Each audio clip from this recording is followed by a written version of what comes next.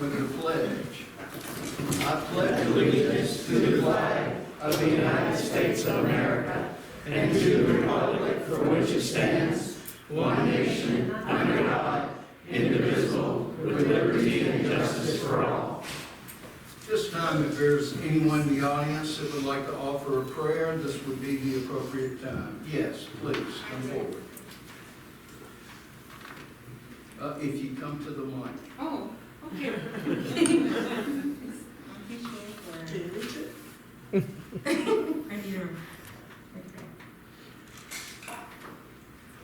It's an honor for me to pray for the city of Denellen Council. And in all respect for those of you who do not believe in God or pray to God, I will pray to God because I believe in Him. Heavenly Father, thank you for loving all of us perfectly and completely, whether we believe in you or not, for your mercy, for your grace, forgiveness, kindness, and blessings. I pray that you stir the hearts of all those here tonight, especially those who are running for office in the city of Denellen, that they may desire to deal with one another with a spirit of truth and love. Tonight I pray for that you would bless Mayor Burns, Valerie Henshaw, Anita Williams, Jay Dugan, and Bill Quaid, Dawn, Mandy, Jan, Lonnie, Troy, Lynn, Chief McQuaid, Andrew Hand, and our guests here tonight, as they discuss the items listed on the meeting agenda. I pray your blessings over the staff of City Hall and the Police Department. Father, I pray that you would bless them all here tonight with vision and perseverance to do their jobs with honor and integrity, always seeking to do what's best for the citizens and the residents of Denellen. In Jesus, I pray. Amen. Amen. Thank you. You may be seated.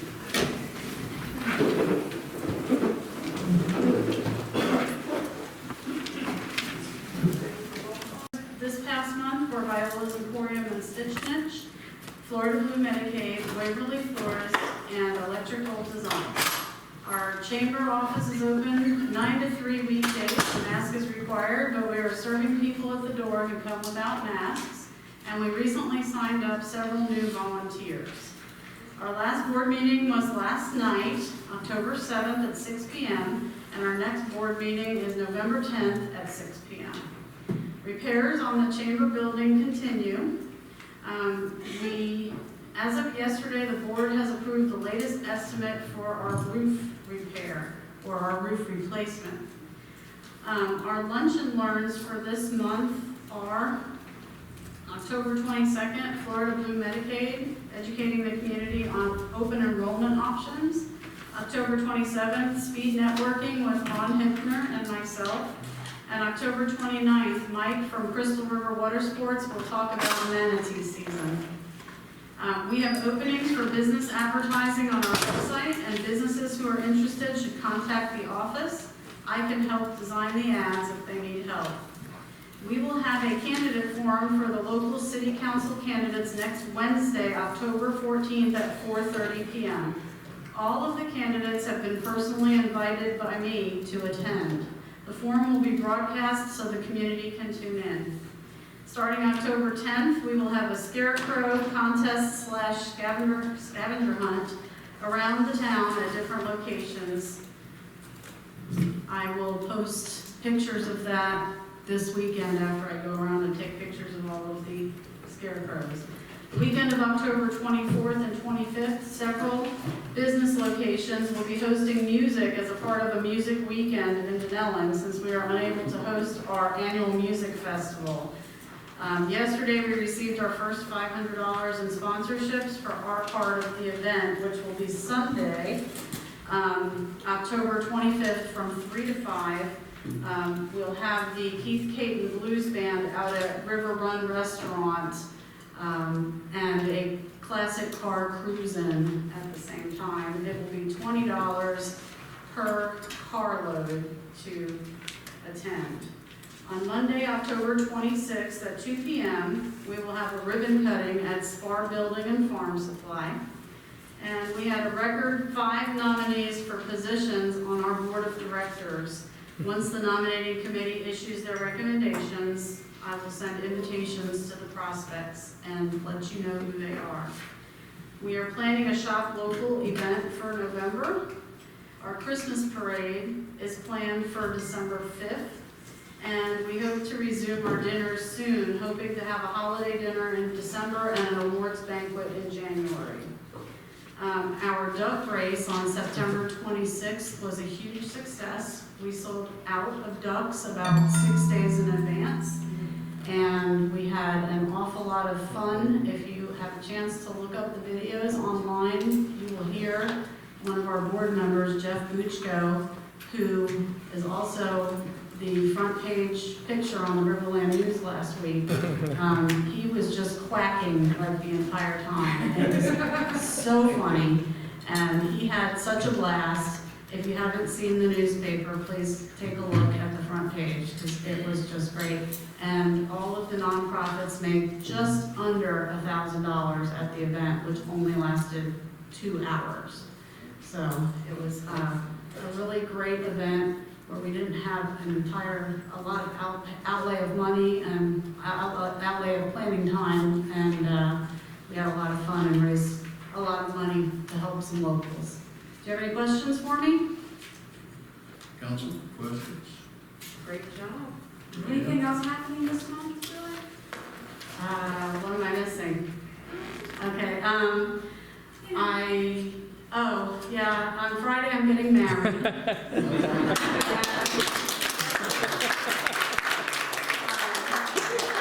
I tried to shop local for pretty much everything that I could, so our rings came from Denell and Pawn, and Denell Jewelry and Pawn, and we are getting married where we met at the Boulevard Bistro.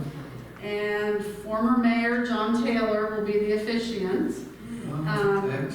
Our photographer is former Riverland News editor Jeff Bryan. Our cake was locally made. Waverly Florist did my flowers, or will be doing my flowers, and Aspire Salon will be doing my hair. So we kept it as local as we could with everything. Congratulations. Thank you. Sorry, that's good job. Any other board reports at this time? Mayor, Yes. we could take the mask off because there's not too many people in here. If I could get 2 seat changes. David, if you'd sit over there, and Wally, if you would sit over there, we can take them off because there's very few people in there. It'd be your choice because it'd be much easier to deal with.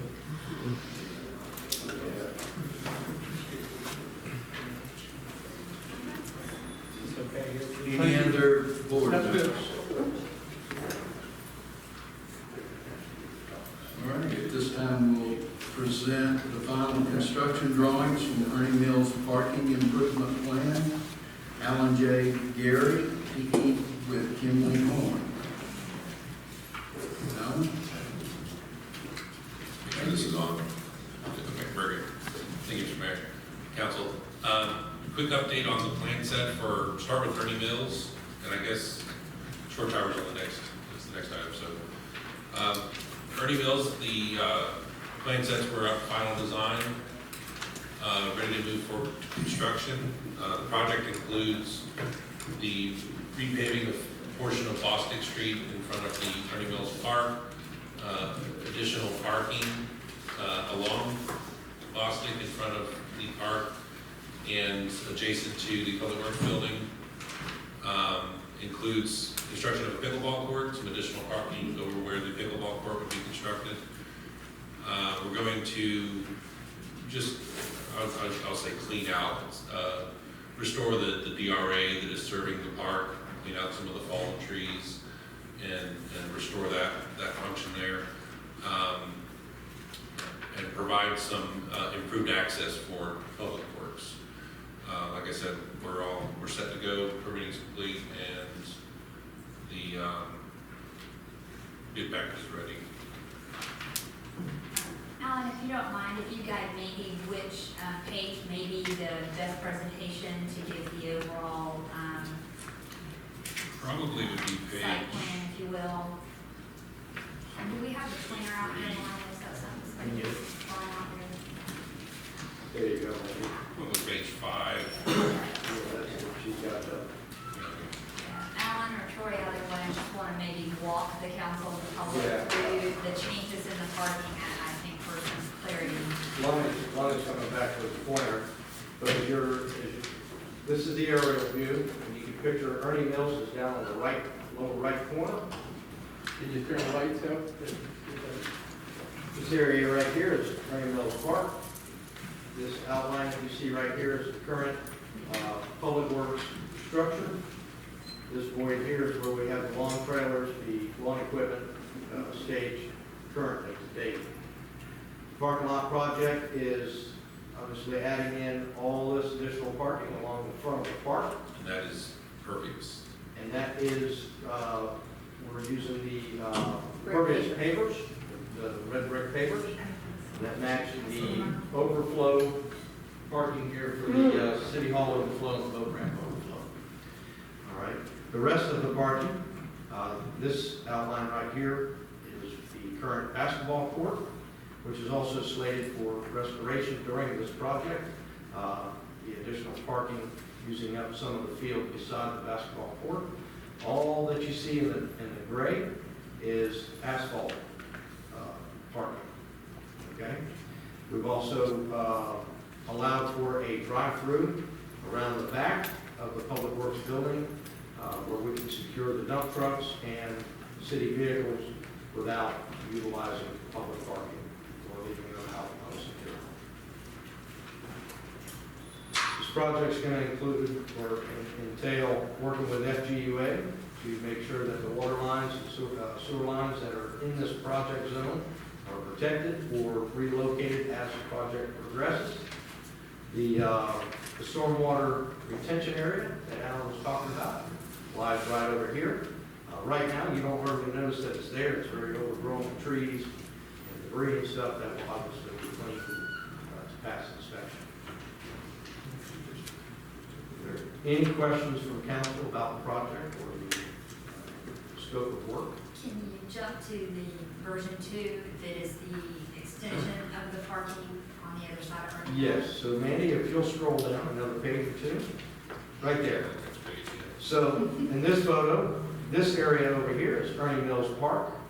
On the back side of Ernie Mills Park, we have that lot that we had talked about putting additional parking. You'll see there's 7 additional parking spaces allowed there with sidewalk accessing from the road and from the parking lot area to the new pickleball court construction location.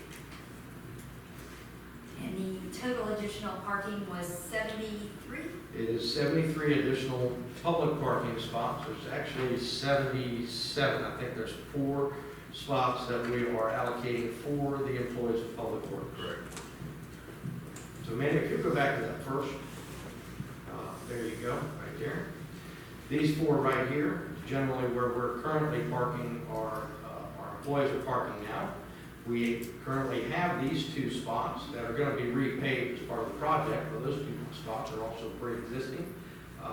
That's for public access to anybody that stops in the office to see us or talk to us about stuff. But all the rest of the parking will remain available 7 days a week for the public.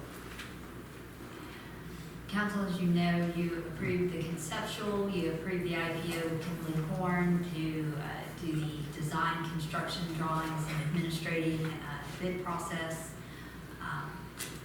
overseeing the contract, if you will, or the project. So what we would ask on each of these is they present them that Monday, you would forward them for final approval by the council, and then we can proceed to bid them and get started with the construction. Any comments from council? Yes.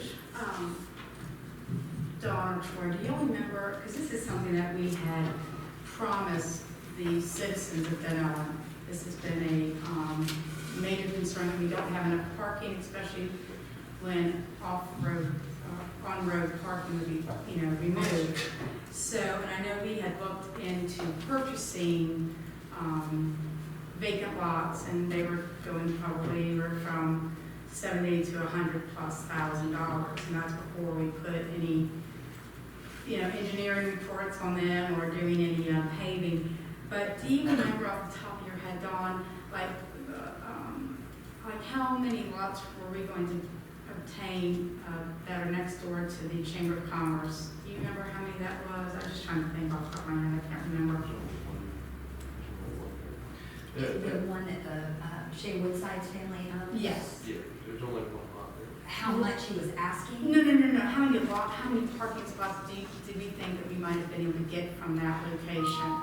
If you compare it to this up here, it would be half of what you see in this triangle. Okay. That lot is very small, you'd only be able to put parking, in my opinion, on both sides of it, much like the insurance company that sits right beside it.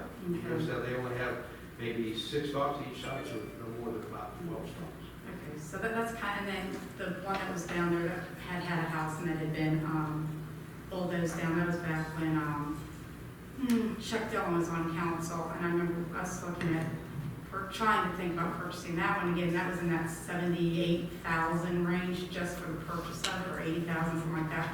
And again, I don't think we were going to get. No, I think that was like in the 20, That's 27 23 lots. the most, but I don't know that anybody ever did anything formal. Those were like guesstimates. Yes, so we're getting an additional 72 parking. 73 public parking spaces between what you see on the screen here and what is at the pickleball court. So with this and then the addition of the historical district, new parking at the new police department, we are definitely as a council doing our obligation that we all said we would.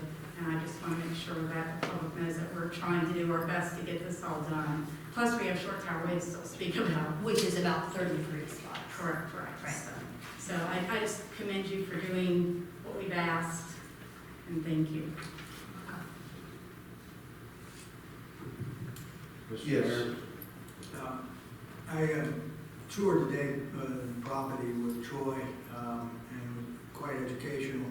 And I'm very impressed with the engineering drawings on how everything is being handled, especially putting the heavy equipment behind fence and security areas.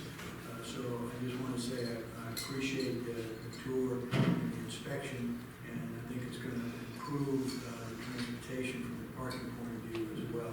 So thank you for the tour, Troy. Appreciate it. Yes, sir. And that's an offer open to all council members. I think you all know that by now. If anything comes up, if you need extra explanation or want to see on site, give me a call. We'll make arrangements for sure. Okay, Mayor. Yes. This parking right here, some people might say, well, you're putting parking right there, how often is it going to be used, when it's going to be used? It seems to be a little away from everything. The answer to that is it's as close as we can get it.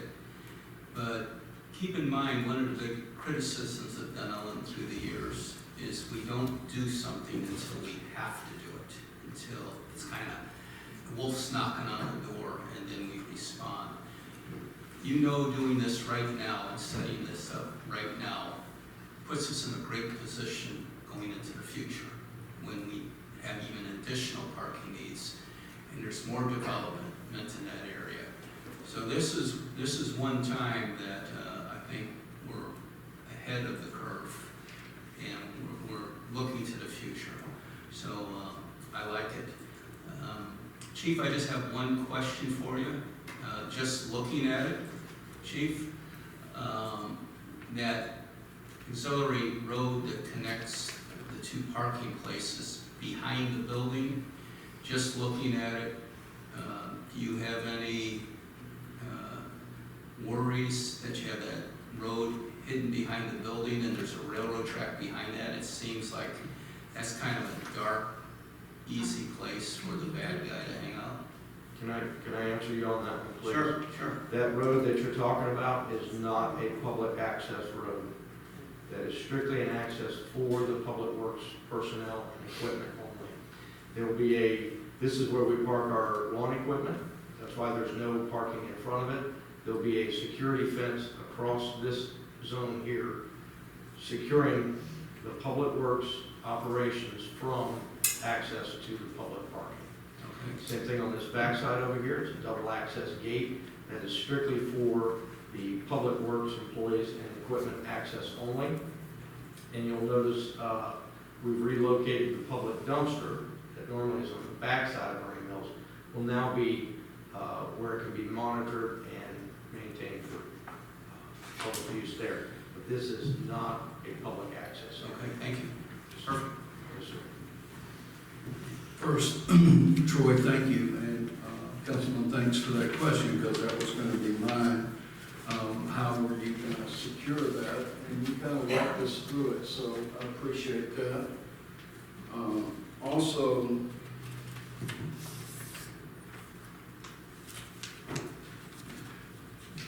can you help me, Troy, with, I know in the past, we have had, maybe last year even, we had a festival.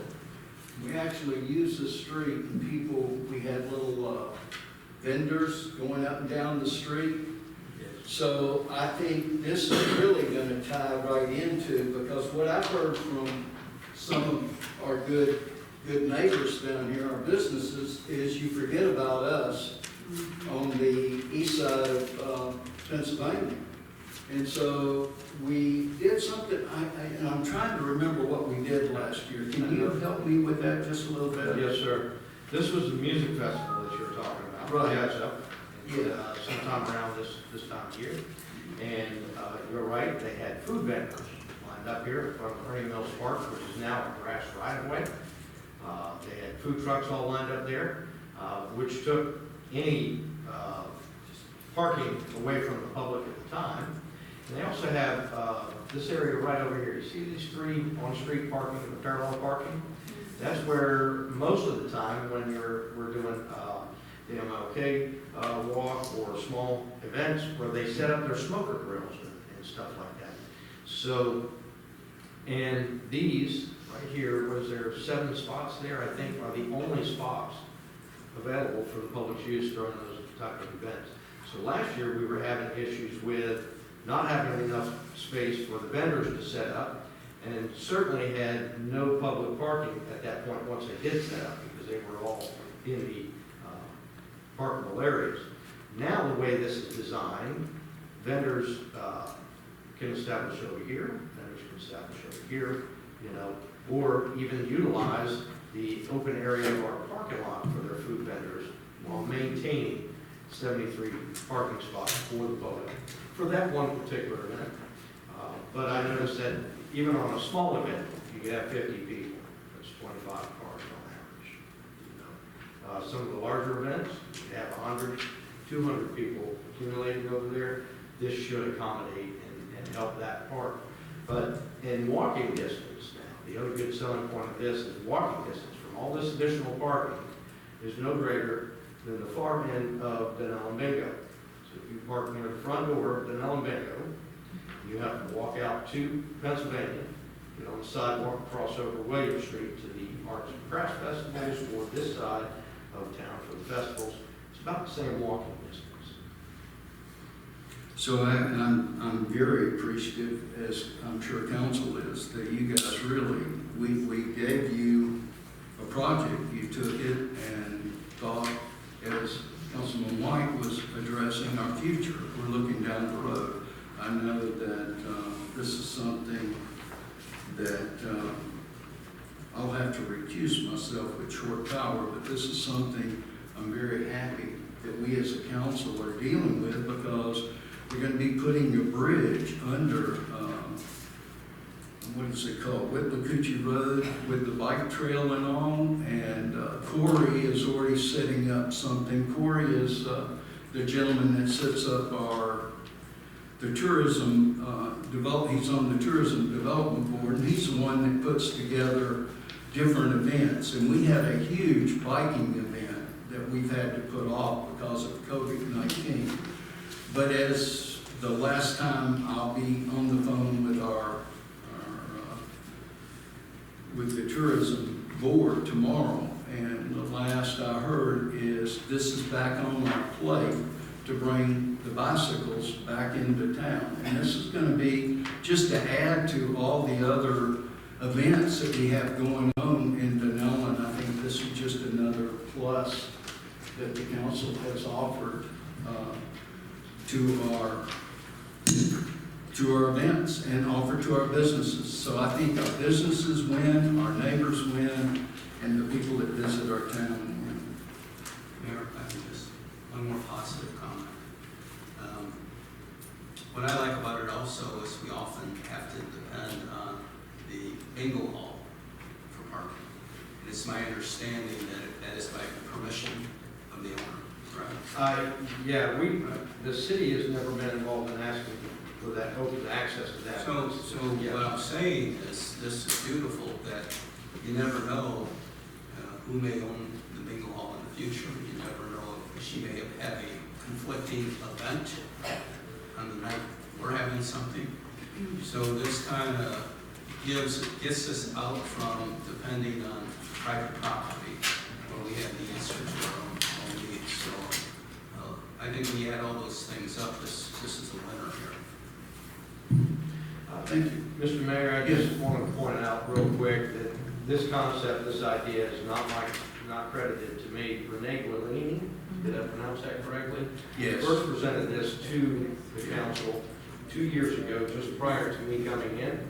The current council at that time had brought that idea to me and asked me if I would be willing to separate some of our property. And, of course, I had no opposition as long as we could make it work.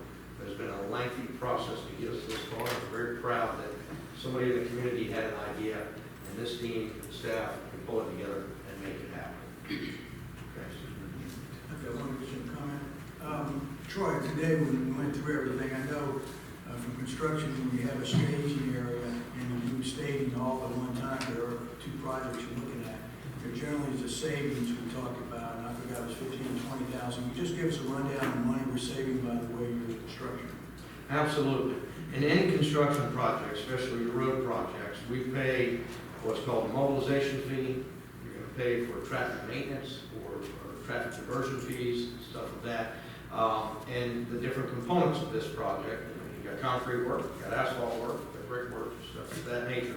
There's always those hidden fees in there about getting the contractors on site. The larger the project, the more you do, the more you actually are saving. Now, if we break this up, say we did Ernie Mills portion in 2 phases, you would pay the same mobilization fee whether you were doing half the parking or all the parking. So at the same time, we're looking at the short tower that we're about to talk about. And if we do the projects simultaneously, 2 different locations, 2 different fundings, but one project, right? We're looking at the possibility of saving close to $15,000, and that's just a rough guess. Don't hold me to that. But in other words, we're not paying for 2 separate mobilization fees or 2 separate fees in certain categories. It's all one project. It's one fee. Okay. Now that fee is based on, Alan, correct me if I'm wrong, but either 10 or 15% of the overall project. But that's just to get a rough ballpark as to what those fees are based on. Alan, am I correct also by bidding both projects just on materials and giving both projects to one contractor at the same time by sheer volume, we're gonna save money? Yes, ma'am. Yeah, there's an economy of scale there. Yes. If there's no other comments on this, I would like to see this. Is this, we can put it on as consent? Can we? Yes, the council If- wants to if put on council consent, will- you can do that. We'll still take public comment at the beginning, yeah. before you approve consent items, but you can do that. Maybe, I think at page 3 may be the appropriate page.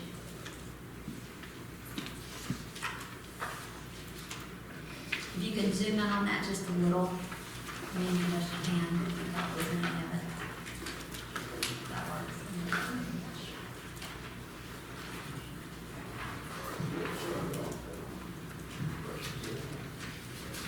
So for Short Tower Way, we're at the same level of completion. The design is finished and we're ready to move to construction.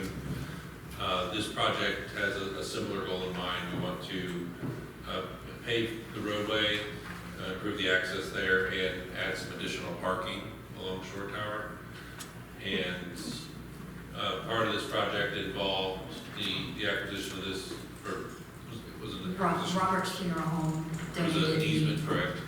They actually donated. They donated. And deeded the property right there to the city, yes. So without this piece, it would have been a very tight pinch point. You do have right of way there, but it's just between those two spots, and that is barely wide enough to get a road in. So that was a critical component of the project. We're routing all the drainage back to this DRA where it currently goes. This DRA will get regraded along with the project. We'll just make it a little bit deeper to accommodate the additional water that's going to be generated off of this roadway here, so there won't be any flooding impacts. We were able to add 33 total spaces, I believe, Yes. if I remember correctly. And we provided an emergency access here.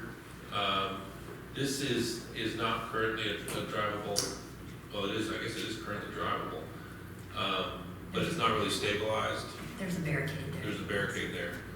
And so part of this project was to just stabilize this access a little bit more. That barricade will still stay up, but if an emergency vehicle needs to get back there, they will be it'll be a much easier, much safer path for them to go. And this provides a second route into the Blue Cove subdivision behind there. And council, I think at one point you asked staff to look at different options with barricades that were easily removable for emergency purposes. And we'll do that through the course of this construction, see if there's some other options that still maintain that separation, but make it accessible for emergency vehicles. Where now I believe it's more a permanent kind of barricade, correct, Troy? Yes.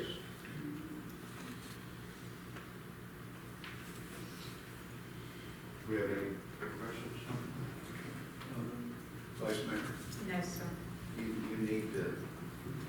No, sir. Oh, I need to, yes, sir. Yes. Sorry, sir. I was, I think one of the things. oh, I need to do the meeting, sorry. I got it. Yes. Sorry. One of the things, Troy, I just want to make sure in case council gets any calls, there is a plaza there that created an opening to the back that was unpermitted.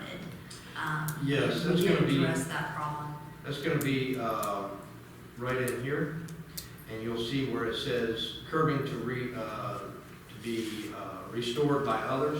It's not part of the contract, but we'll be talking with the owner of this parking lot here, the property, to make sure that they put something up there to stop any through traffic. The grade is too steep of a grade, it's gravel, it's never been designed as a drive-through type scenario. At one point, there was a restaurant right there, and they had breached through this retaining wall and was utilizing this as additional parking at the time. So we will not be creating a drive-through here. So if you drive back there and look at the project zone, you'll see that it looks like there's supposed to be a driveway. It is not. It's, so that will be capped off.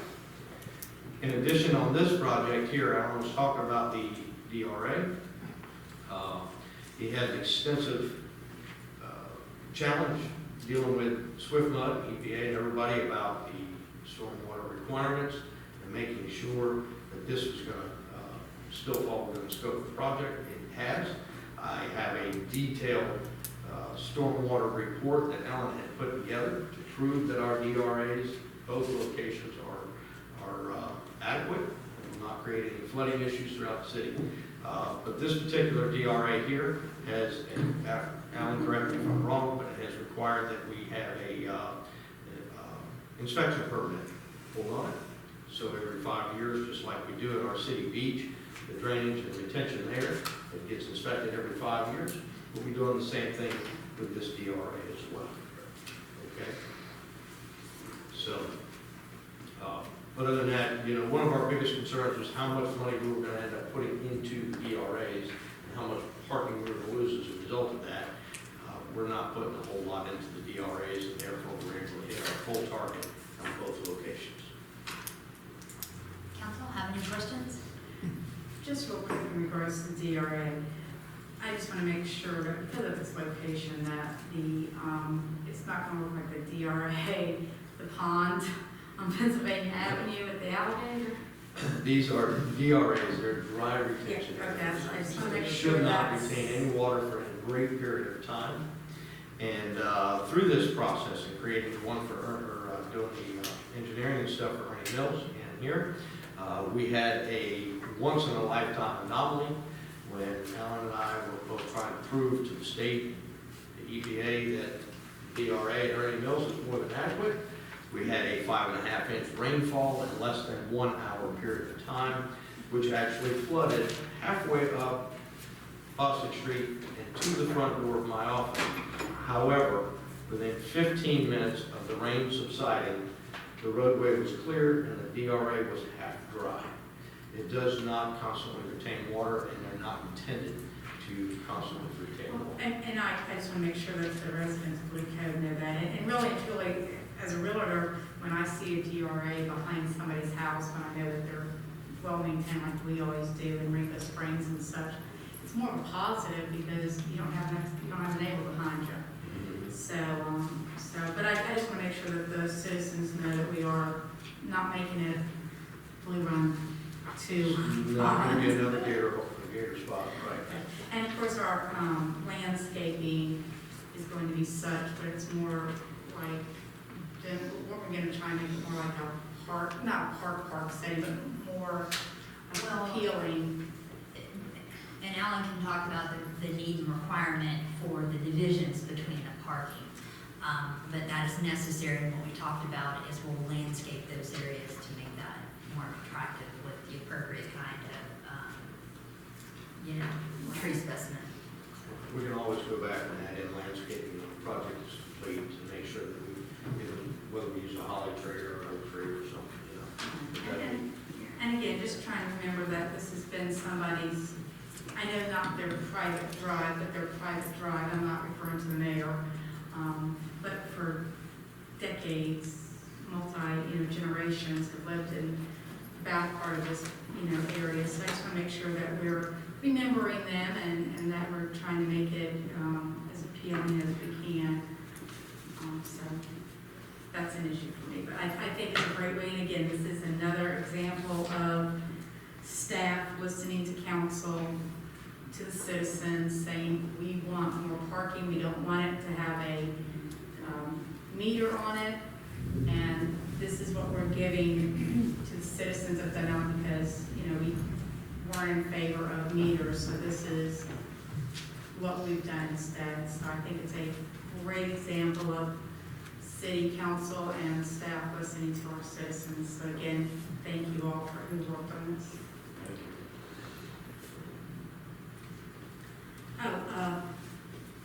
Ms. Nita, you have a question? Mr. Mayor, I know you don't. Mr. White? Just a couple easy ones. We have these 2 parking projects in the works.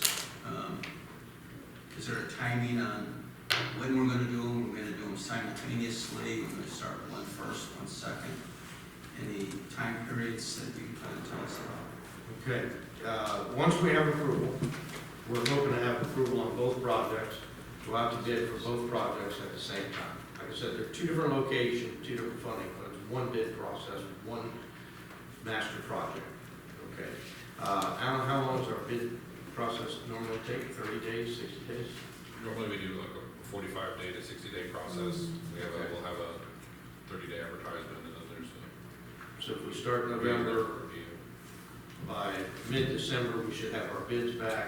By January, tentatively, I would hope we get full approval and a selection made on the contractor. And then personally, I would estimate about 90 days, start to finish on the project. Okay, so part of the question was, are we going to try to do both of them at the same time? Yes.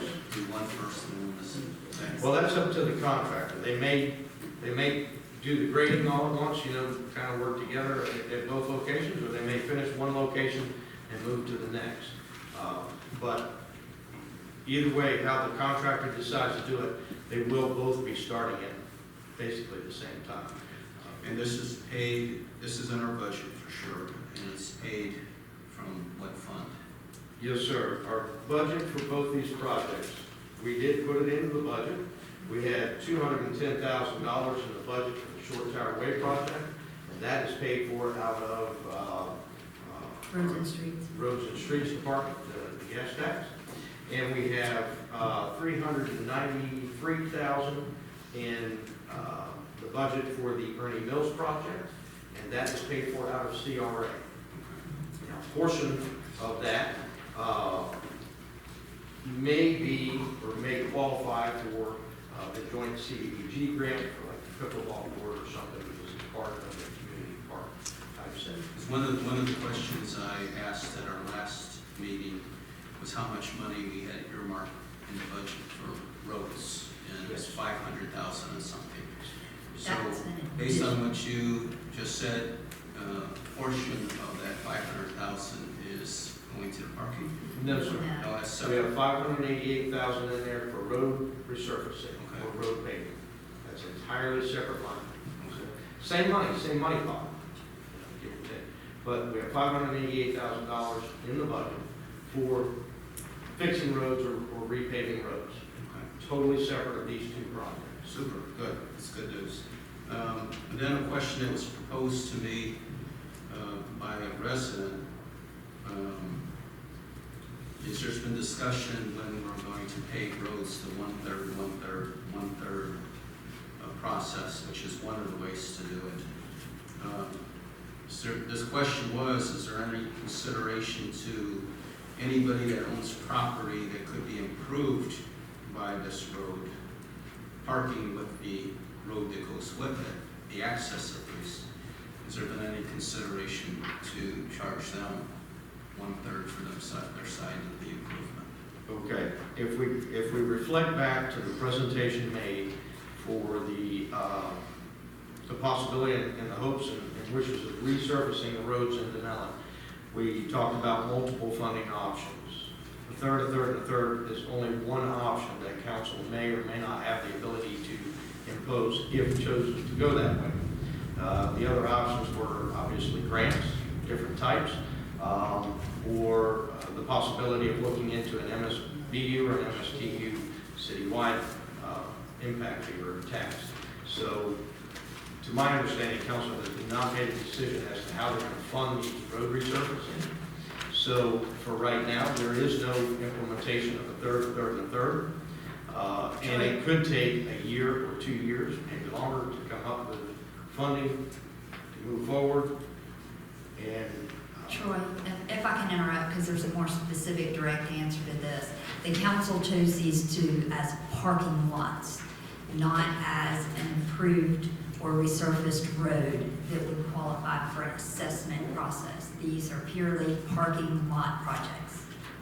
road aspect is a, And that would be how I would interpret this. This is all about parking, this Yes. isn't about road, although it Exactly. does definitely improve the way to get back there.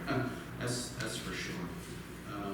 All right, it was just a question that I was asked to ask, so thank you for the answer. and I thank you for asking, because I've heard people talking about the third. I don't want people to think that I'm imposing that myself. That's strictly going to be a council decision when that time comes. Thank you. Any other questions? Can we go ahead and put this on the consent agenda then for Monday night as well? Do we have a consensus for that? Mr. White? Mr. Dugan? Okay, all right, so if you'll put it on the consent agenda?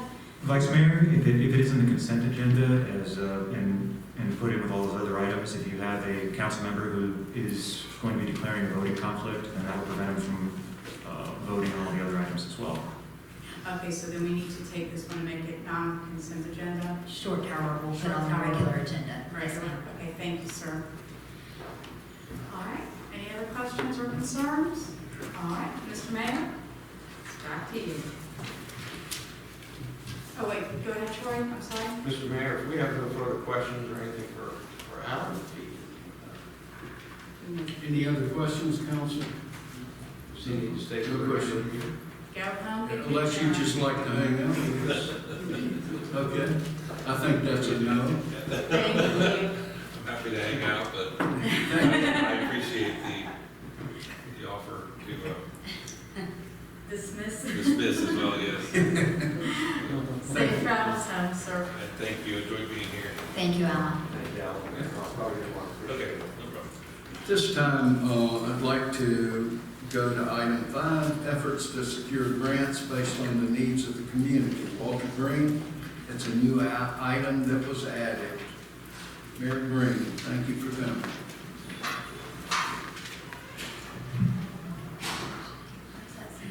That necessarily wasn't a new item added. I'm not sure why that's that way maybe. This has been on the agenda since last week. I stand corrected, even though it's on here. We won't say new item added. You'll mark that out. Thank you. Mr. Mayor, council, Andrew, good to see you again. And all these citizens in the chamber. It is a true pleasure to come back to City Hall and address somewhere that I've spent a lot of time and enjoyed very much my service to our city. I just want to talk a little bit this evening about some of the issues that revolve around our grants, and I can speak to those in the last 6 years. I have some knowledge of them. 6 years ago, I joined the city council. One of the first things I did, with the help of Jan Smith, was review the financial situation of our city. Jan furnished a great deal of information, and I'm very proud of her commitment to me to allow that information to go right to this new councilman, and I certainly appreciate it. Basically, what was distinguished in this effort that I did in the study was the fact that our city was spending over $1,000 a day above its income. Never happy news to a new councilman. Not happy.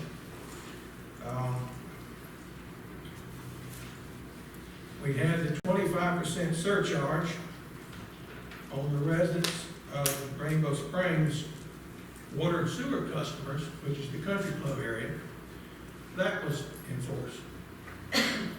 I opposed that 25% surcharge as a candidate and also as a councilman.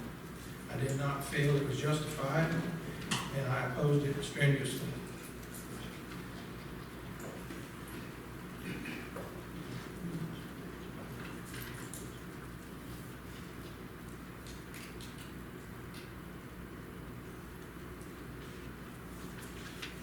We were in dire straits, ladies and gentlemen.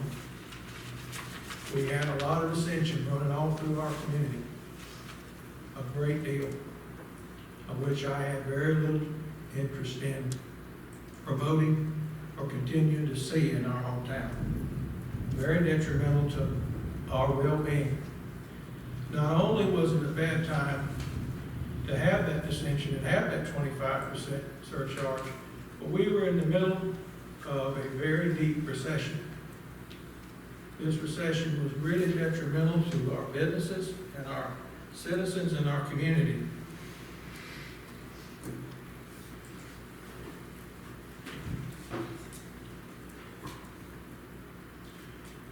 When I assumed office, I got my walking shoes on and I visited every business in our community, every one of them. I learned a lot when I was doing that. I learned that over 90% of our businesses at that time in Dunellen were owned by citizens who did not live in the city of Dunellen. Only less than 10% actually had voting rights in the city of Dunellen.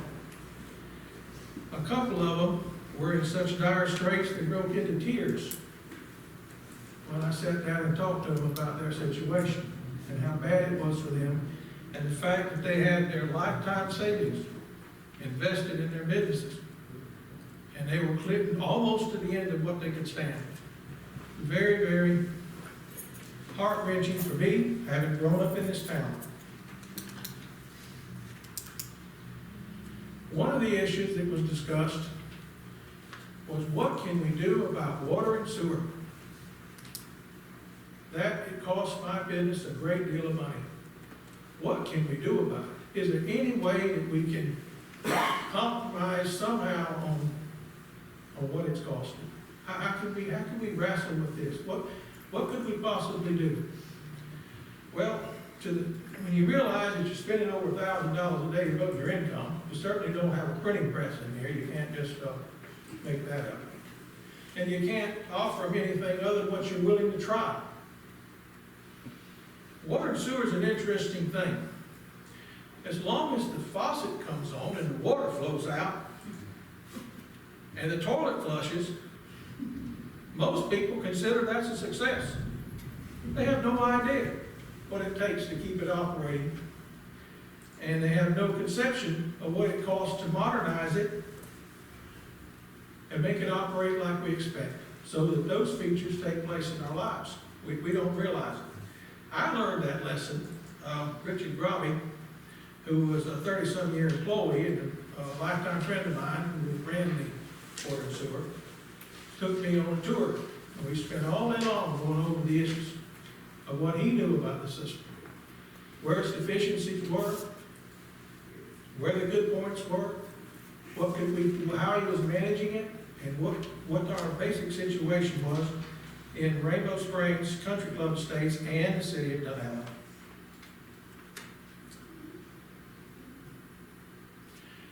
I thought, how can we tie an interest of all of us in this entire community, not just the city, but all of us together on an effort that would benefit our river and our aquifer? Some people may say, I have well water. I don't need your water and sewer system. I don't need your water system. I have a well. Well, my reply then was,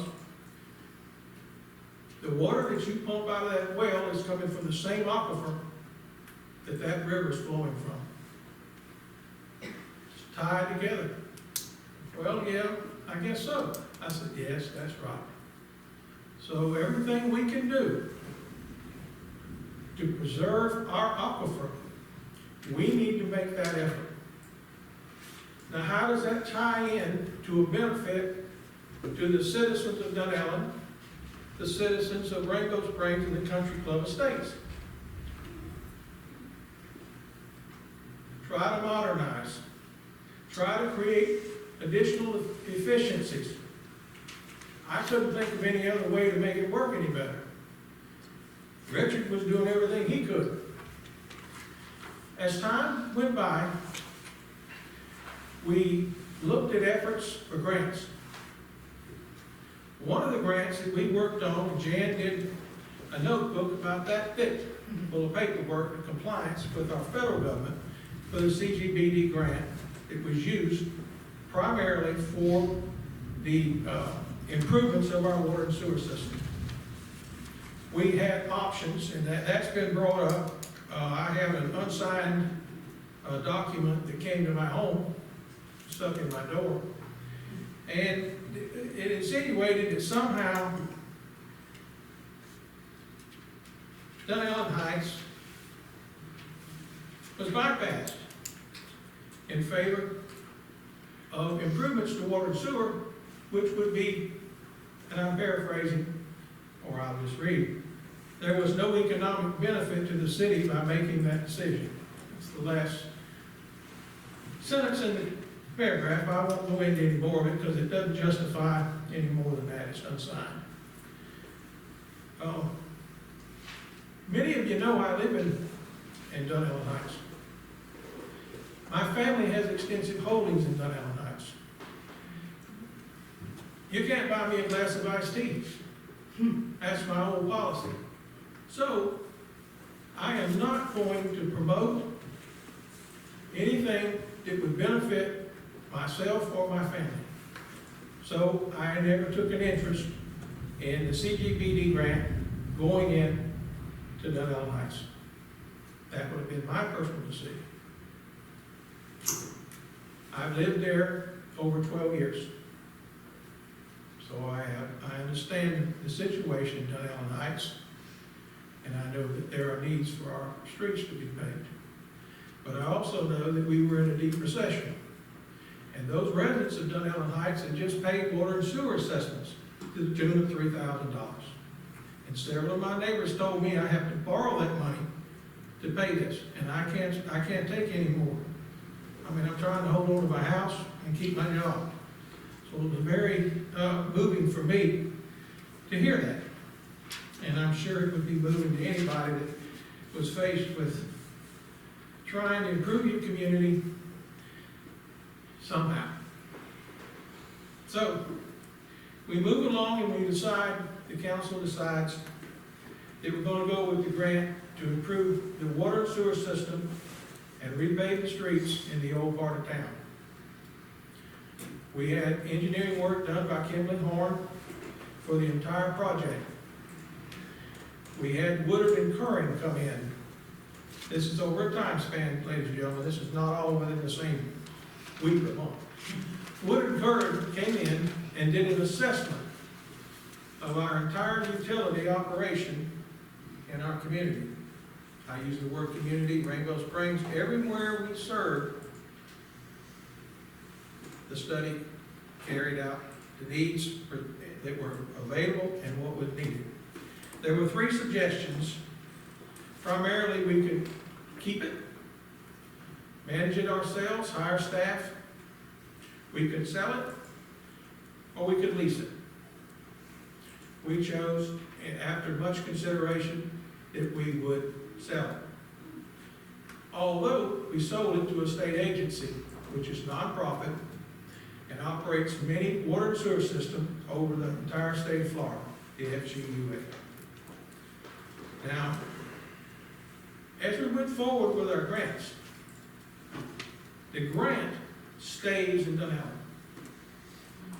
Every dime that came from the FGUA, or went to FGUA's continuing operation, was supplied by the CGBD grant, which was $650,000, plus an additional $300,000 that we secured in state funding. The CGBD grant, if you're familiar with it, and I became very familiar with it with Jan's help and Dawn also, working with these people, it's about like that. That's how much paperwork, and you go through it, and they got all these questions, and they come into town, and you spend time with them. And when the grant process was taking place, I learned a great deal from Fred Fox,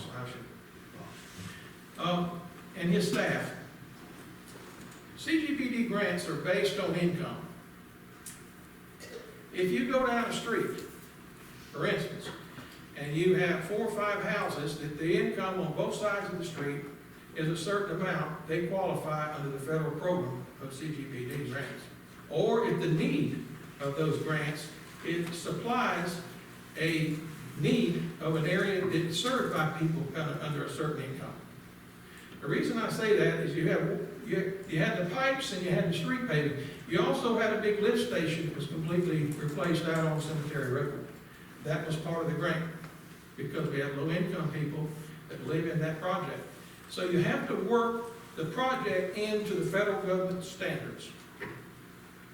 So what happens is, by getting a state grant to accompany it, when we had $300,000, you would have to hopscotch in the town. You would pave a certain area of the street, and then you'd have to stop, and then you could get another area of the street. Well, this was not a good idea. We don't want a hopscotch effort. So we devised an effort to seek that $300,000 grant from the state to help supplement this grant. Much effort went in to do that. We were very fortunate that Rob Bradley, our senator, was chairman of the Senate Appropriations Committee. Well, when I walked the halls of Tallahassee Capitol, very few state senators or House members were willing to oppose the chairman of the Appropriations Committee bill. Lo and behold, what happens? Well, Walter, why are you in here talking about that? Isn't that Rob Bradley's bill? Yes, it is. Well, you don't think I'm gonna vote against that, do you? No, I don't think you probably would, but you're here. I said, I'm here because I don't expect Rob Bradley to carry our water. Rob Bradley doesn't expect me to send him up there because he's appropriations chairman and ran something through. We have to show the need. We have to make the presentation as a city and as your representative. That's what I did. I made several trips up there. So we wound up with $950,000 at that point. We had another $350,000 that had already gone through the legislature and was well in its process of being approved. And we had the school shooting, as you all well remember from in South Florida, where so many innocent children were murdered. That set the legislature on its heels. They had to do something, and it was close to the end of the session. Charlie Stone had told me just 2 weeks before the end of the session, Walter, your 350 is locked in there. I said, Charlie, is there any reason for me to go back to Tallahassee? He said, no, and if I thought so, I'll call you. But you're fine. It's in the House budget, it's in the Senate budget, there's no problem. Well, when that happened, Senator Bradley had to compromise and come up with additional funding for that need. So when I went back to Tallahassee,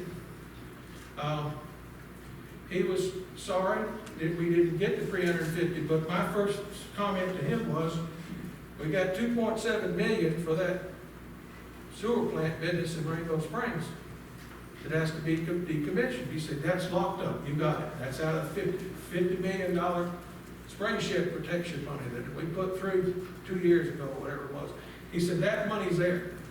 I said, and I told Steve Richardson and him, I said, you don't really think I'm going to object to losing 350 when I got 2.7 in the pocket? He laughed, he said, no, I didn't think you would. I said, well, I want you to know we appreciate everything you've done for the city of Dunallen. You have been, you and Charlie both have been a real blessing to us and continue to be so. So the idea is that every dime that you can save in your water and sewer bill reflects to those businesses in this town. And if it's similar to what it was then, 90% of those people can't vote, but they have, some of them have their lifetime investments in this city and business. So you're helping to control the water and sewer bills by advancing and improving the water and sewer system for Rainbow Springs Country Club and Dunallen. When we got the project started for the city of Dunallen, when we were moving along with that, Woodard and Curran reported that the sewer plant in Rainbow Springs Country Club Estates was obsolete. It would have to be replaced. That's where the 2.7 came in. So I worked just as hard for the citizens of Rainbow Springs Country Club as I did for the citizens on Park Avenue and the other little streets in Dunallen. I saw no difference in it. In fact, it was the very next appropriation that I struggled for in Tallahassee and with the other agencies that we work with. So let me close with the fact that every time we can improve the efficiency of our water and sewer system, those improvements stay here. When you see grant money come into Dunallen, it goes into our system. Our water and sewer rates are based on our system, not the system in Cocoa Beach or Crystal River or Tampa. They're based on our system. So our water and sewer rates are based on our system. So every dime that we can use and every dime that we can talk our federal and state government out of improves not only the city of Dunallen, it helps the residents of Rainbow Springs and the Country Club, and it helps our businesses. So in my opinion, it's a win-win. And I just wanted to go over that with you to give you some background of what your prior councils and staff have done for our community with these grants. And they're very dear to me, and I certainly hope that we can continue on that pattern, because I like that state and federal money when it comes into my little hometown. Thank you, Mr. Mayor. Thank you, Alderman. Thank you, Mayor. Miss, yeah. Yeah, miss you a lot. Well, we got to walk the other day, Mayor. I enjoyed that, thank you. DEO grant agreement number AGR 2020-19 and consultant engagement letter. Agreement number AGR 2020-28 for the Historic District Enhancement Plan, and backup to be provided. Council, we can have Lonnie speak to the details, but really bottom line is we had hoped and anticipated to have 2 agreements back before you tonight to review and consider for approval on Monday. We did a placeholder on the agenda because we're excited about this grant, and we didn't want to have to wait till the next meeting should we have, gotten the documents come back this week or early next week. We heard from DEO as of midday today, and they're still in review. They have to be approved by the director. There's going to be 2 documents, one that will be the agreement with DEO to receive the funds, and then one with the consultant to actually do the enhancement study, but they have to approve the consultant agreement as well, process the agreement for our approval as well with DEO. So if they were to come in before Monday, we'll make sure Andrew sees those. They're really pretty basic agreements. There usually is not a lot of room for amendments. This is about the 4th one we've done now. So we expect pretty much what it'll look like. We'll get it to council. If it comes in this week, we would ask you to approve it Monday.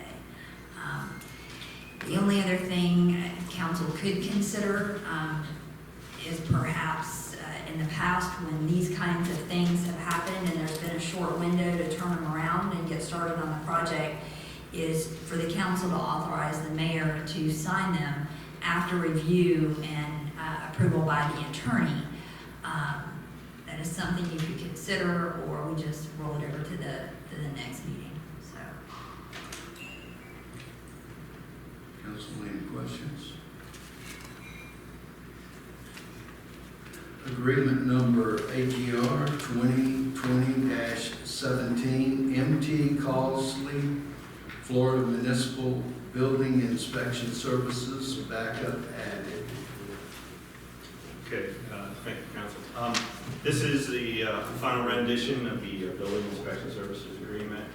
This is very similar to the ones we've done in the past with MT Causley.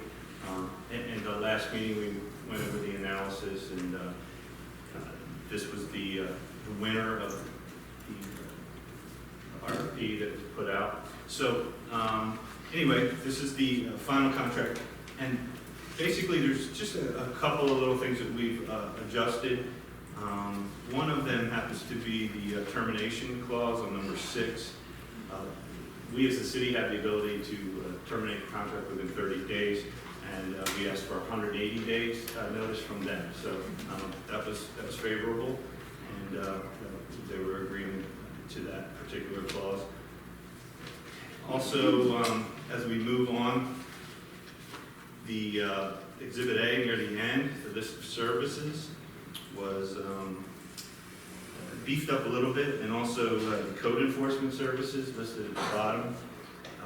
That is an optional service that we can enact if we need to, but as we discussed in prior meetings, our initial goal is to hire a part-time code enforcement officer at an hourly rate and do it that way. But if something were to happen, we have a backup plan to always be able to provide code enforcement services through this contract at an hourly rate. And then finally on Exhibit B, the main difference here is, as you notice, this has been adjusted to an hourly rate. All the prior contracts that we've done with MT Causley have been at a flat percentage of the permit costs, And through a thorough analysis and review with other cities and municipalities, we determined that the hourly rate was going to be the best solution for us. So this is just spelled out here, that you can see the hourly plan. So what we're asking is, this has also been signed by MT Causely, so if the council so chooses, we'd like to have it signed and get it going. The effective date to start, I believe, is November 2nd this year. And if you have any questions, I can answer for you. Any comments? I looked at the rates in the exhibit, A and B, and this is big. And I do feel that the hourly rate is relatively fair. And so what you're saying is you feel the hourly rate is better than doing the previous rate? Yes, what we found, especially in larger projects, that there's a very good benefit to doing it hourly because 3 or 4 inspections can be completed in an hour, especially in a small town like this where you're not even driving that far to go from inspection to inspection. And when you had to do the flat rate, you paid that fee no matter if they did 1 inspection or they did 20. But any of the larger projects, especially thinking one in particular, Publix, that flat rate for that permit was $56,000. That was the 80% we had to pay off the permit. I guarantee you, we could have saved a lot of money on that particular permit had we done hourly and paid $90 an hour for inspections.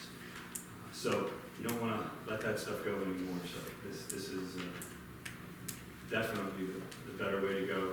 And in the budget, we had projected, instead of costing about 80%, just the first year before we find everything out, we're going to assume about 50%.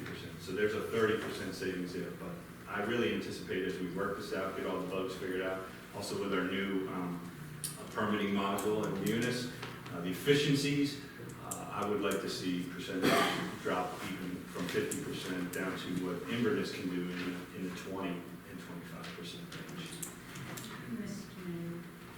Yes. And just to highlight on that, just because Donald does building inspections for a living with Marion County, and he drives Marion Oaks over to the equestrian center, so his isn't, like you said, just in a confined little area.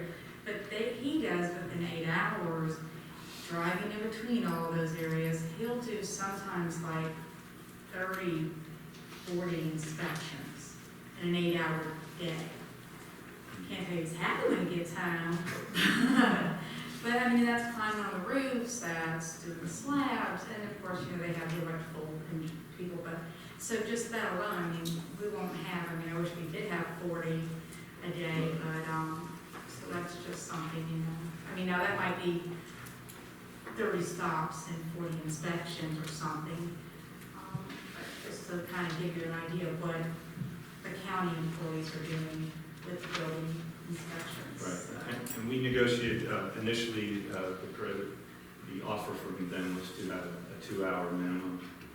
So if we fought hard to get to 1 hour, which really will make this work out. So you were able to get to 1 hour? Yes. Excellent. Any other comments? Council? I have a question. We're at $90 an hour for the inspection. Just a ballpark figure, if someone was building a new home, how many different times would the inspector have to go out there at $90 an hour? I'm just getting an idea of what the cost is to go have a house built and what the expense would be at $90 an hour. Just curious. Yeah, as far as inspections, depending on the house, it could be anywhere from 10 to 20 inspections.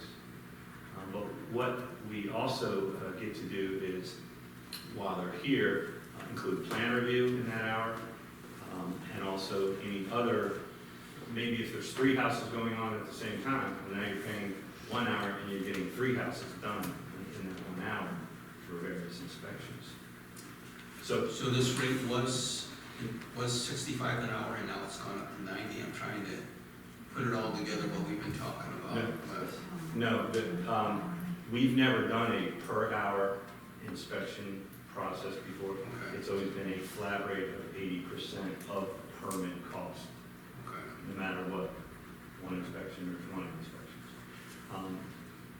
So the $65 an hour is what the code enforcement rate has gone up to from the original $35 an hour that we were contracting with prior. And we talked about it at the other meeting, an hourly employee doing that for less than $20 an hour. Yes, So that's two different people. yes, Two different people. that's right. We put the code enforcement price in here, like I said, as a fallback.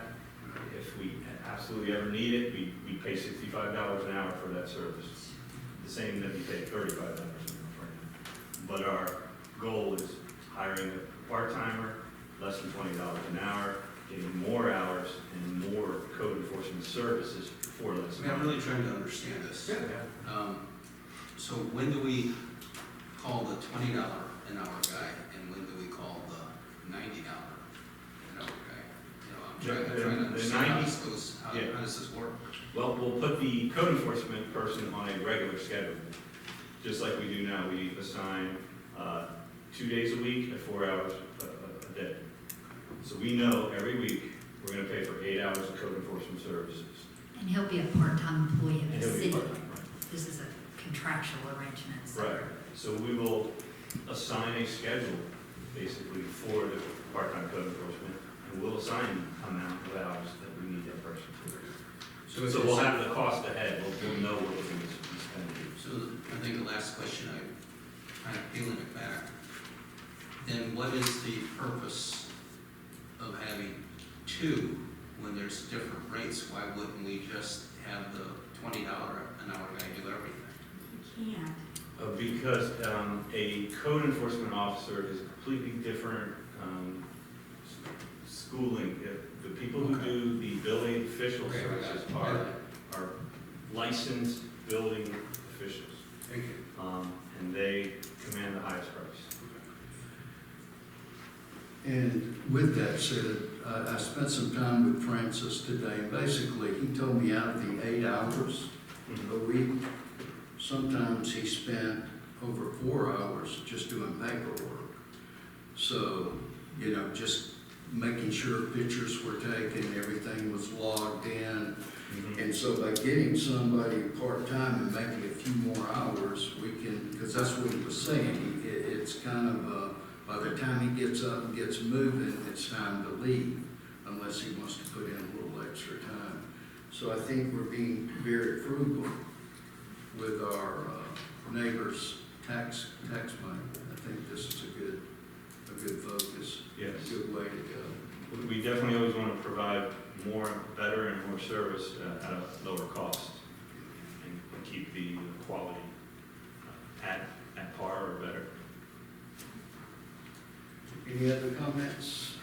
Okay, resolution number RES 2020-25, surplus police vehicles.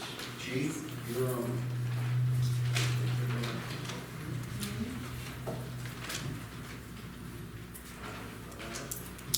Council, citizens, I was contacted by the chief of police of Bellevue, and he's having vehicle problems. He's got a Dodge vehicle that's giving him a lot of problems, cost him a lot of money. And we have a 2011 Ford Crown Vic that is in very good shape. And he asked if we could transfer this vehicle to him.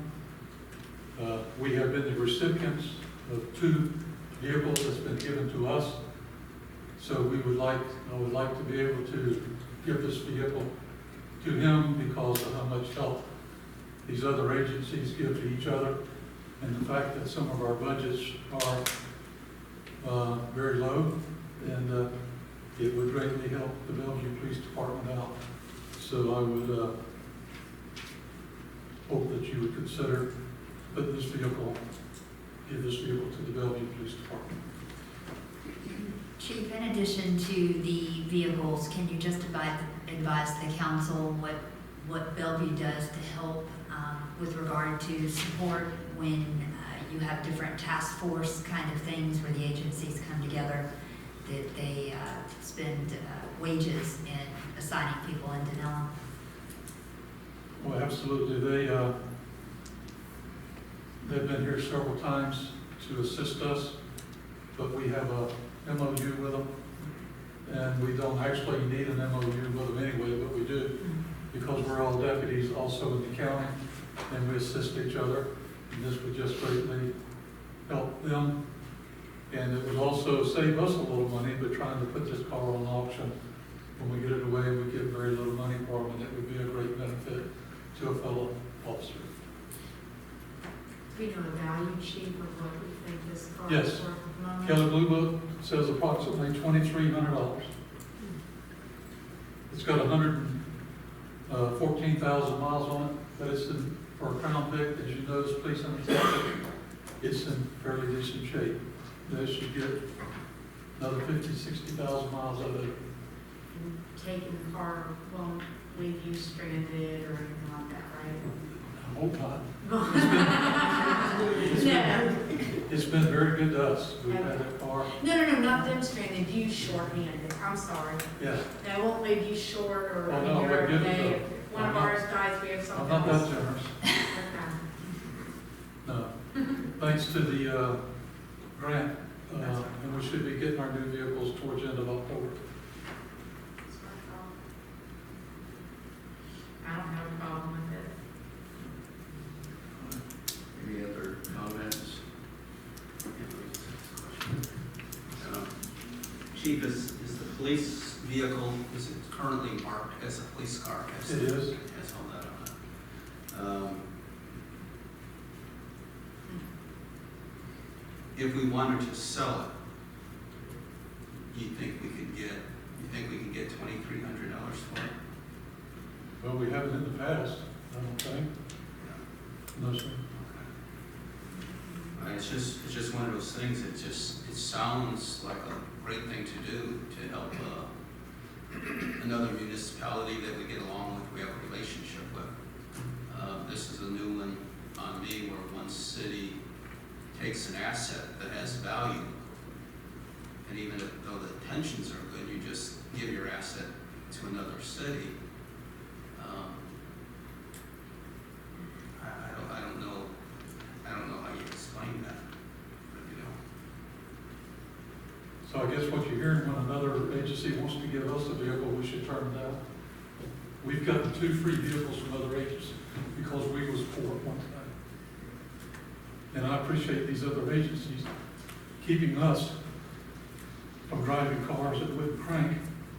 And now I feel that I can do the same thing for another agency.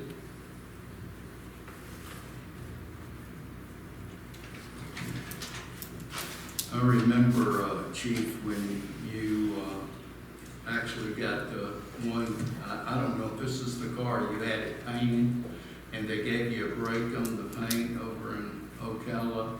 Well, that's this car I'm talking about now. Yes, that, I thought it might be, and I know that, I think it was Officer Depka that got that. That car. Yeah, he was happier than a pig in slop. Yes, sir. He was really happy about that. So I'm really happy that our city's in a place where, you know, we can pay it forward. It was paid forward to us, so Yes, sir. we can pay it forward. I think that's a good thing.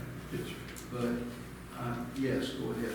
Chief, I think it's great teamwork. Together we achieve more. Thank you, ma'am. Any other comments? Any other comments? Okay, Okay. put on the consent agenda for Monday night? No, have a voting resolution. Okay. I need a resolution, sorry. Okay.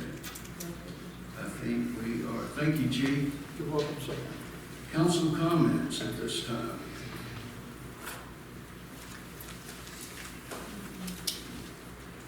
The item 7, we just talked about on the inspection services, is that going to be on the agenda for next Monday, or we need to do something tonight? That'll be on the agenda for Monday. Yeah. Yes.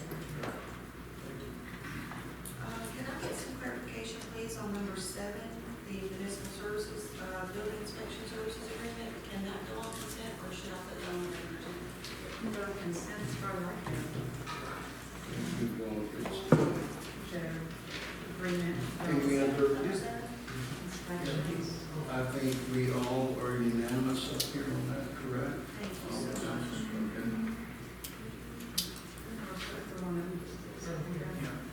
That's where it's going. I'll just let y'all know that today, I was supposed to have a meeting with M4. Phone conversation, I was driving, I told them I would be crazy driving, and I couldn't get them, so anyway, I'm gonna have another, I was hoping to update y'all, but I'll have a meeting with them, I think between 10 and 10:30, it's on my phone.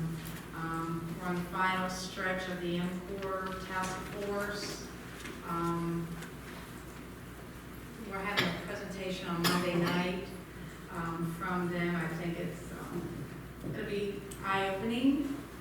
So again, we'll also have another night meeting the 23rd of this month, I believe. I'll double check that though. That's me going off my brain. So anyway, so it is coming to an end. I know the other day I spent like 8 hours, 9 hours on playing with it. So it is, you know, voices do matter. Please, please, please, if you want, you know, your views expressed, please make sure you go to the FDOT website and express your concerns or your approval, whatever it is you think. But it is coming down to the wire, so I am doing what I can, and we're hoping that they do not look at Marion County is what we're asking them not to do. So I will keep y'all posted. I guess Monday I'll let y'all know what we'll talk about today or tomorrow.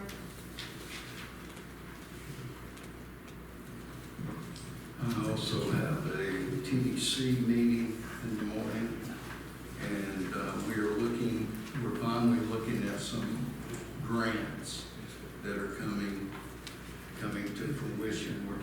It looks like we're trying to move out of this situation we found ourselves in. Business is starting to pick up in the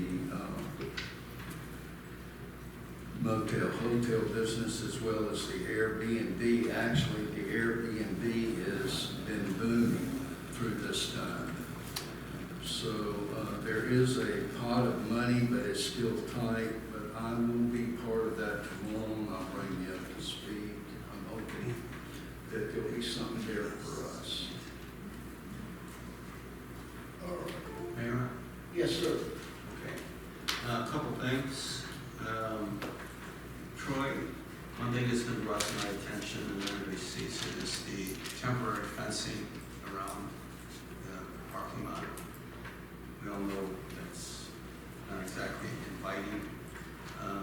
It's been there a long time. Can you give us kind of a time frame how long it's going to be there and what we're going to do with that?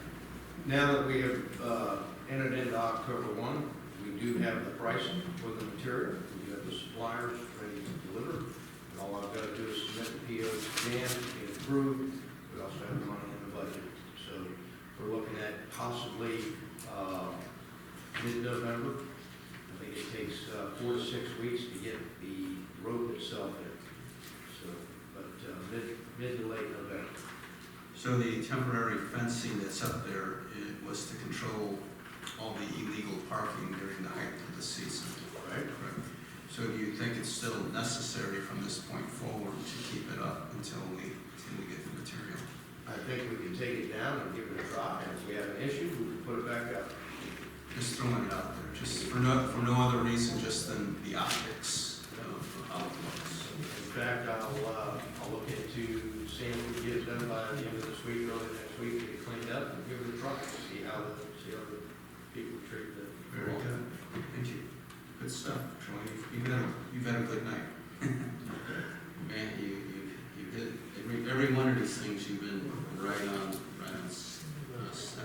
Manny, could you just show just a picture, I just want to say. You can pull that up.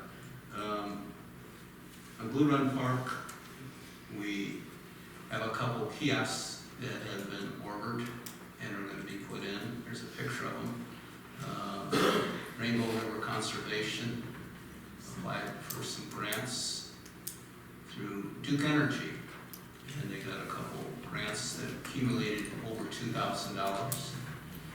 So they're going to put those kiosks in the park, and the theme on this is to try to tie in the park and the trail to some of the history of Denellen. Most of the kiosks that are out there are more of a description of the environment and the plants and all that sort of stuff. So this is what Rainbow River Conservation has done to help improve our park. Okay, thank you. I think they're both the same. You can show the second one, I think. It was almost like the second. It was just a description of it, yeah, which I described. I have a question for Andrew. Andrew, there's some talk around town about trying to put together some sort of forum where the candidates that are running for office will speak. I'm just wondering if there's any possibility by doing that and speaking possibly about city business, speaking about various things, if there could be possibilities of Sunshine Coalition with something like that. The prophylactic measure for that would be to announce it as a meeting and to make sure that that is in a public forum space where the public can attend. So it would need to be advertising and all that to make that possible. Okay. Just want to make sure none of us want to make a mistake that we don't intend to mistake. So you would say, chances are you would have to take out an ad in the newspaper and let everybody know that this is being done? It's not necessarily a would have to, it's a prophylactic measure that would prevent that from becoming an issue. Right. So yes, reasonable notice is the requirement for compliance with the Sunshine Law. Okay, thank you. And then I would just, Mayor Green, I guess he is gone. I thought his presentation was wonderful. I can listen to him speak all night. I just, type of guy you like to sit on the porch with and just say, tell me a story, Walter. You just make everything feel better before the night's out. But one thing I wanted to point out on all the great tips and advice and the historical references he gave, he pointed out on something that has been, to me, a little bit troublesome with our definition of who an outsider is and who's an insider and who we are and who they are. You hear a lot of that, and I thought what Walter was trying to talk about is to remind us that a lot of what is going on within the city, there's people that don't live in the city that are a big part of everything that makes the city function. So when we get into this, who's an insider, who's an outsider, who they are and who we are and that sort of stuff, that's a strong indication that most of our, he said less than 10% of our business owners live in the city. Well, less than 10%, what does that mean? 7, 8%? So if we have 100 businesses, 7 or 8 of them live in the city. And like I pointed out, I'm not doing this to cause dissension, I'm just trying to put this insider, outsider into bed, because even our staff, very few of them live inside the city. So if our definition is they and us and that sort of stuff, it's including our business owners and it's including the staff that actually formulate the policy of the city. So we have to be real careful when we start creating that schism and try to put people on two sides of the line. It doesn't work. It creates dissension, it creates arguments. And I think Walter, when he said that, it was, I never realized, as far as the businesses, that any people lived here.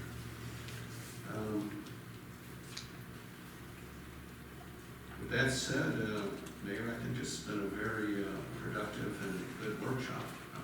I'm finished. Thank you. Any other comments? I'd like to just segue on top of that.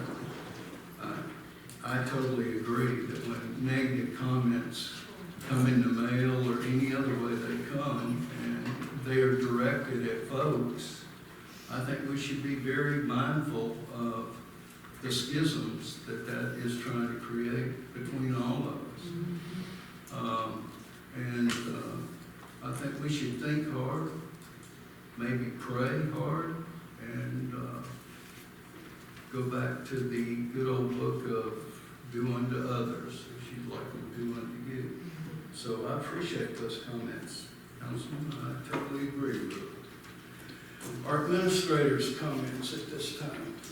I provided you guys a copy. We had some kickback of some email today, so I went ahead and printed it, and I'd love to hear your spot. If you have any questions, I'm glad to answer, or feel free to call me. Just sort of a mid-meeting kind of update or weekly update of what I had for this time. You did email this too today. I did, so did you get it? Yeah, we had some stuff kicking back, so I wasn't sure council received it, so. That's been corrected. Oh, okay. So I sent an email Oh, to everyone. I haven't been back. Thank you. Who else is mine this morning?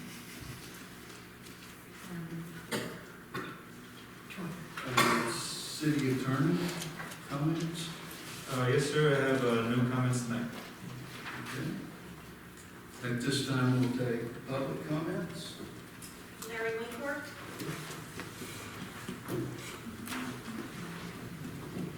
What should I call you, Dale? Pinocchio or Mayor or Dale or what? Well, I got an interesting thing up here about That's a Pinocchio. joke. That's a joke. Julie, first of all, I appreciate you letting us come over for this, I don't know what you call it, a forum or whatever it is. It ought to be really interesting. I mean, for all the hate mail that's been going around, coming to my house, Bill Burns' house, all of it, all this hate mail that's going around has really got me upset. So it's gonna be interesting when you get us all six together and we start thinking about all this stuff that's been going around. One thing I want to do is I want to read a letter that I got yesterday. Yesterday I received a certified letter from the Ethics Commission telling me 2 ethics complaints have been filed against me. The first complaint was that I donated my city council salary to the administrator, Dawn Bound. That's wrong. I donated to the college tuition fund for Emily Bound. This has come up many times before, and I'm getting sick of it. Before doing so, it was cleared by the city attorney and the ethics committee. Now, you can file an ethics complaint, all of you can have one filed against you. Doesn't mean squat, once it's over, it's over. But the repercussions is still there. And the best thing to do is sue the person that did it. That's what I'm gonna do. The second one was about the recall petition of Penny Fleeger, a councilwoman who was slapped a city employee in the face. At the time, I was a private citizen.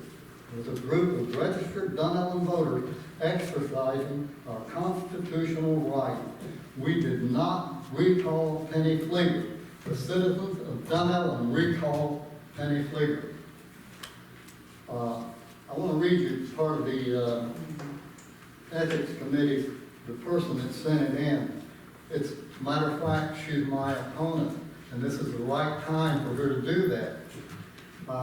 If Mr. Winkler wanted to donate his salary to a worthy student, he could have gone to our local high school and asked for a long list of students whose family did not have the financial resources to support the cost of continuing education. Now, I look at this like Wally Dunn, for example, just built a whole big brand new house on the river. Now, if I went to Wally Dunn and said, Wally, why didn't you build a smaller house and so other people or 2 habitat houses could be built? This is my money, I do what I want to with it. Mr. Burns, Mayor Burns, I want to ask you a question. Have you ever filed for bankruptcy either as a private citizen or a company or a business? No. Also, don't answer me yet. Also, would you ask the other council members the same question? All I need to know is a yes or no.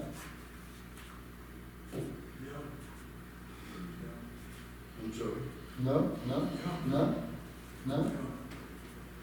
No, 4 no's? 5 no. Ray Burton? No. No? Okay.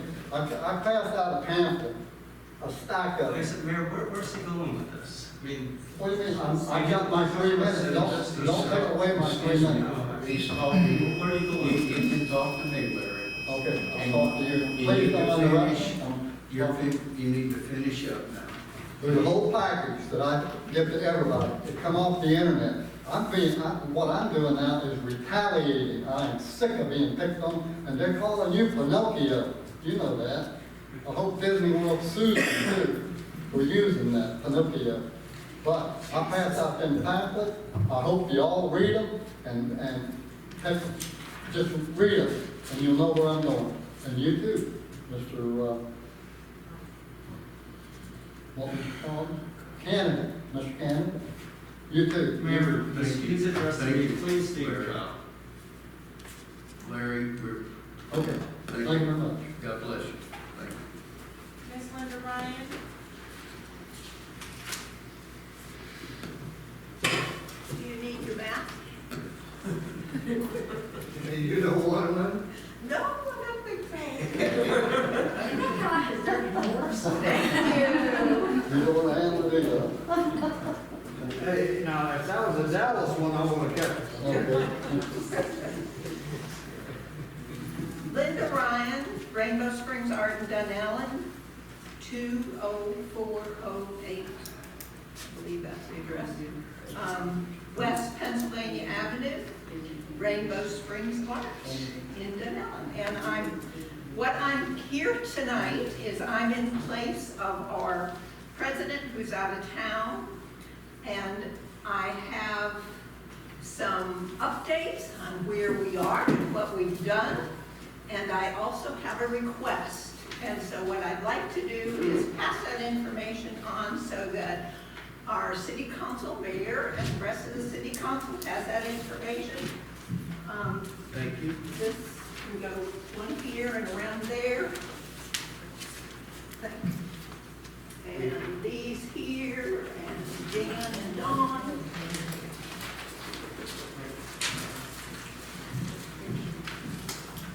First of all, our accomplishments and plans amid the COVID were, first of all, we did give out this year a $1,000 scholarship to one of the high school students. We had hoped to give out 2, but only had 1 that applied, and since they met all the criteria, they got the $1,000.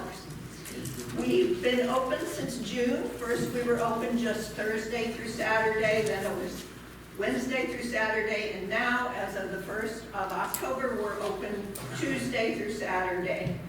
We have also, and that's from 10 to 4, we've also started our classes, but we have limited them, requiring everybody to wear masks, and we thoroughly desanitize both before and after. And many of you know that our art show, which is usually in November, we postponed until until March 20th, and it will be a 1-day show.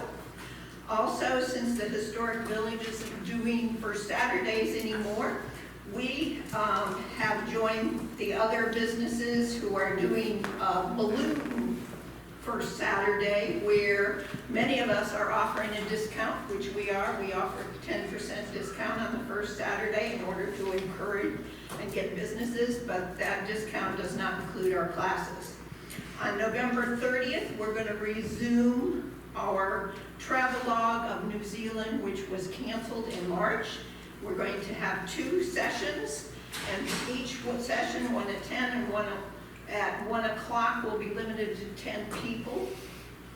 Anybody who has previous tickets, if they contact the gallery or come in, they will be registered and there will be no fee, but otherwise the fee is $5 and all the proceeds go to our scholarship fund.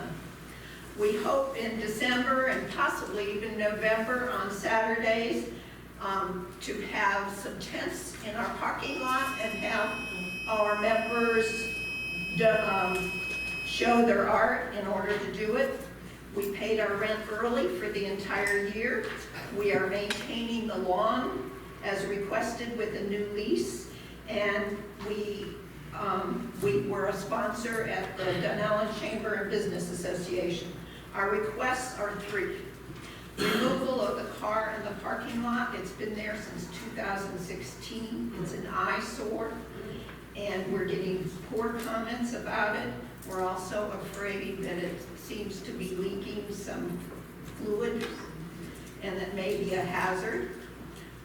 And we'd like to have that cleared so that we can put the tents out there for our demonstrations. There is a shed on the property, and we were wondering whether we can use that to store an electric mower as well as some garden equipment. And if we can't use that, we were wondering if we would be allowed to buy a portable shed and use it for the storage of the mower and garden equipment. And the third thing is, we just want to know when, and Troy gave me a little insight on this beforehand, when the building repairs for the rotted wood of the building would be done and painting.